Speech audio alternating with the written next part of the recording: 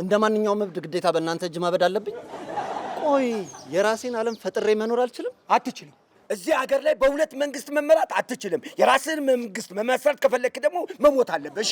መሞት ብቻ አይደለም፣ ሞት በወሳኝ ኩነት ተመዝግቦ የሞት ሰርቲፊኬት ካልያዝክ በስተቀር የራስህን ዓለም መፍጠር አትችልም።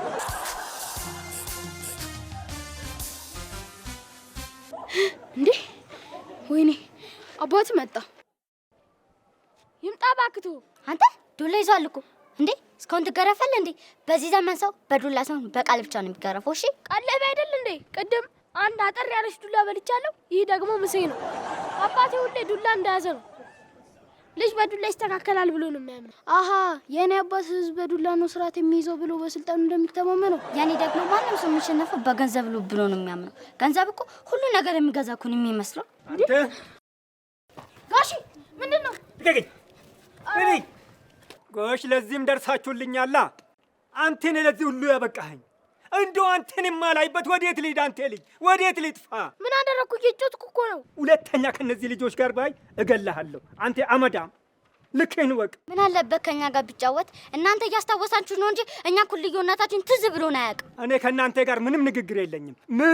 ምንም ንግግር የለኝም። እናንተ ሀገር ተቆርቋሪዎች የራሳችሁን ቤት ሳታስተካክሉ የዞራችሁ የሰው ቤት ታስተካክላላችሁ አይደል? ቆይ ግን ለመሆኑ ቤት አላችሁ? ሞገደኛው ጋዜጠኛ የሚባለው ይሄ ነው። ምንም ነገር እንዳትገባ አጥርሽ። ይኸውልህ የሚዲያ መጫወቻ ነው የሚያደርገን። ይኸውልሽ ባለፈው ፖለቲካ ቀበጣጥሮ ተባሯል የሚባል ወሬ ሰምቻለሁ። እና ጋዜጠኛ ቢባረር ታዲያ ወሬ ማባረሩ አይቀርም። ስማ እንደ ማንኛውም ሰው ይኸውልህ ኮንዶሚኒየም እኛ ቆጥበናል፣ አልደረሰንም። ደግሞ ለልጆቻችን ስል እንጠብቃለን። ገና ልጆቻችሁም ለልጆቻቸው ሲሉ ይታገሳሉ። እንደ ማንኛውም ዜጋ ደግሞ ተከራይተን ነው የምንኖረው። ምንድን ነው እሱም አይቻልም። ለሁሉም ሰው የኪራይ ቤት ናት። ለተወሰኑ ጊዜያት በተድላና በደስታ በሀዘንና በሰቆቃ ትኖርና ወይ ንስሐ ገብተህ ወይ ከእናት ኃጢአትህ ታድርጋለህ። ሳስበው ግን የእናንተ ኃጢአት የሚሰራ አይመስልም። ከሌላው ሰው የተለየ ምን ኃጢአት ሰርተን ነው እኛ? እንዴ የእናንተ ኃጢአትማ ዘርፈ ብዙ ነው። የብዙ ድሃ እንባ አለባችሁ። ሲኦል ቢሞላ እንኳን እንዲህ ተጣባችሁ ገብታችሁ መቃጠል አለባችሁ። ሞገደኛ በየኢንተርቪው የለመድከውን ማፋጠጥ አሁንም መንገድ ለመንገድ ልትቀጥለው ነው እንዴ የምትፈልገው? እኔ የምልሽ በገዛሹ ነው ወይስ በወረሹ ቴሌቪዥን ነው ይሄን ሁሉ የተመለከትሽው? የሚገርመው እያያችሁ እየሰማችሁ ካለፈው አለመማራችሁ ከምን የተነሳ ነው? አውቆ ማስለፍለፍ እንደሚያስጠይቅ አታውቅም ሰውዬ። ዝም በልልኝ እሺ፣ ዝም በል በቃ። አይ የእናንተ ነገር። ቆይ በሁሉ ነገር ጠይቃችሁ ትችሉታላችሁ? እኔ ምን ጋዜጠኝነት ካላወሩበት እንደ ወባ አናት ላይ ወጥቶ ያሳብዳል ማለት ነው። ይኸውልህ ስማ፣ ማበድም ቢሆን መንግስታችን ሲፈቅድ ብቻ ነው ማበድ የምትችለው። ከወሬ የተሻለ ለአገር ቅንጣት ያለ አበርክቶ ሳታደርግ ልታብድ ትፈልጋለህ እንዴ? ማበድ አትችልም። እሺ ለምንድን ነው የማልችለው? እንደ ማንኛውም እብድ ግዴታ በእናንተ እጅ ማበድ አለብኝ? ቆይ የራሴን ዓለም ፈጥሬ መኖር አልችልም? አትችልም። እዚህ ሀገር ላይ በሁለት መንግስት መመራት አትችልም። የራስን መንግስት መመስረት ከፈለክ ደግሞ መሞት አለብሽ።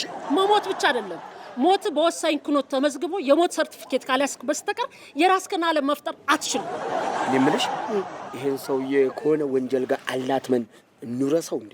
ምኑ ጭንቅላቱን የሚናገረው ንግግር እኮ ከጋዜጠኛ ሳይሆን ከጤነኛ ሰው የሚጠበቅ ንግግር እኮ። ወይ ቻገ ምን አደረገች? ሰራተኛን ወሬኛ የሚያባርርበት ዘመን ላይ እንድረስ። ራብ፣ ርዛት፣ ጦርነት ያጎሳቆለው ሰው ምን አቅም አለው ብላችሁ ነው? ምንም። ታዲያ መንገድ ለመንገድ ምን ትሰራላችሁ? በየቢሮው እየዞራችሁ የጠገበውን አታስሩ? ለነገሩ የጠገበ ትሰራላችሁ። ይኸውልህ በነፃነት መናገር ብከለከልም በነፃነት መኖር ግን አከለክሉኝም። ጄሪ ይሄ ብሶት የወለደው ጋዜጠኛ ነው። እናምልጥ። አንተ ወታደር አይደል? ምን ያንቦቀቦቃል? አይደለም ወታደር፣ ታንከኛ፣ መድፈኛ ብትሆኚ ራሱ አያዋጣም። ይሄ ሰውዬ ጫካ አልገባም እንጂ ጋዜጠኝነቱን ትቶ እኮ አማጺ ከሆነ ሰነባብቷል። ቶምክን ፈሪነትህን ዛሬ አረጋገጡ። ፈሪ? አዎ እንዴ! ጥቅም በሌለው ጸብማ አልሞተም። ይሄ ሰውዬ ስንቱን ባለስልጣን በቴሌቪዥንና በሬዲዮ ሲያብጠለጥል ምንም ያልተባለ እኔን የሆነ ነገር ቢያደርገኝ ማን ይደርስልኛል? ኧረ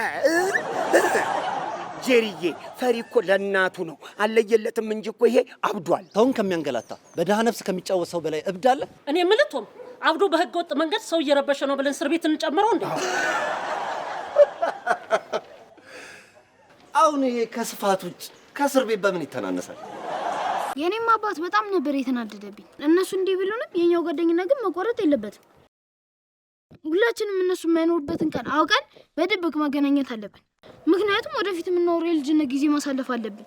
እኔ የአባቴ ዱላና ስድብ ሽልችት ያለኝ እህል አልጫነብኝም እንጂ አያ ማለት እኔ ነኝ። ደግሞ እኮ ሁላችንም ቤተሰቦች እያሰቡልን ነው የሚመስላቸው። ተዋቸው፣ አንድ ቀን ሲገባቸው ሁሉም ነገር ይቀየራል። ግን እነሱን ለማሳመን የሆነ ነገር ማድረግ ያለብን አይመስላችሁም? አዎ የሆነ ነገር ማድረግ አለብን። እነሱ ረፍት ያጡበትን መላት ሳቁልና እንዳጋቡብን በጣም እፈራለሁ። በጣም ኧረ ምን አንተ ብቻ እኛም እንፈራለን። ለጥሩምባ ነፊው ከላይ የወረደ ትዕዛዝ ማንም የማይቀርበት ስብሰባ መሆኑን አበክሬ ነግሬዋለሁ። እሱ ብቻ አይደለም፣ ይሄ እኮ ለመጀመሪያ ጊዜ ለሰብሳቢው ሳይሆን ለተሰብሳቢው ጥቅም የሚደረግ ስብሰባ መሆኑንም አጥብቀው ይንገሩት። ነግሬያለሁ። በደንብ አድርጌ ነገር እንደሰማሁት ከሆነ አጀንዳው እዚህ ሰፈር 10 የሸማቾች ሱቅ እንዲከፈት ነው የሚል ጭምጭምታ ከታማኝ ምንጭ ሰምቻለሁ።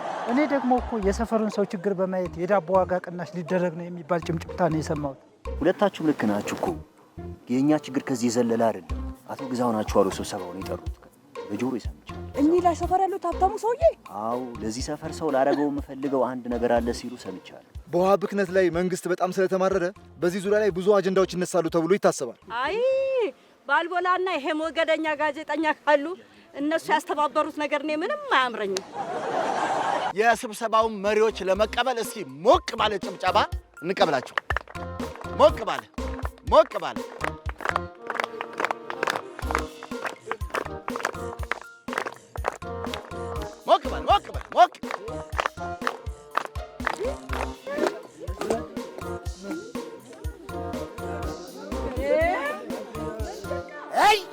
አንድ ጊዜ የዚህ ስብሰባ አጀንዳ ከኛም አልፎ ለምንወልዳቸው ልጆች የታሰበ ነው። አረ እነዚህ ልጆች ገና ሳያድጉ ልጅ እያሉ ነው። አረ ጎበዝ፣ ስብሰባ ወዴት እየሄደ ነው?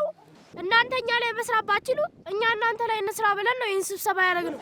ከፍቅር ይልቅ ጥላቻን እየሰበካችሁ ነው ያሳደጋችሁ። ይኸው የሆነ ነገር አድርግ ስል ተዋርዳ አዋረድከኝ። አረ እንደዚህ ሳይደረግም ነውር ነው ባልቦላ። ኧረ አመለ ዝም በይ። ከስብሰባ በኋላ እርምጃ እንዳይወሰድብን። ዛሬ በኑሮ ደረጃችን ከለያያችሁን፣ ነገ ደግሞ በዘር በሃይማኖት መለያየታችሁ የማይቀር ነው። እሺ? አዎ፣ ልዩነት በውስጣችን ዘርታችሁብን፣ ነገ ደግሞ የራሳችሁን ሰላም ታጣላችሁ። እነዚህ ህፃናት እውነት የላቸውም የሚል ካለ እጁን ያንሳ። አዎ እንግዲህ አገር የምንገነባው እነዚህ ህፃናት ላይ ነው። ከስር በአግባቡ ካልካብ ነው ተንዶ እኛው ላይ ነው። አሁን እንግዲህ እኛ አባቶች ልጆቻችን ላይ መስራት ሳንችል ቀርተን እነሱ ግን ልብ ገዝተው እኛን ሊሰሩን። ኧረ አያስጨበጭብም፣ ያሳፍራል።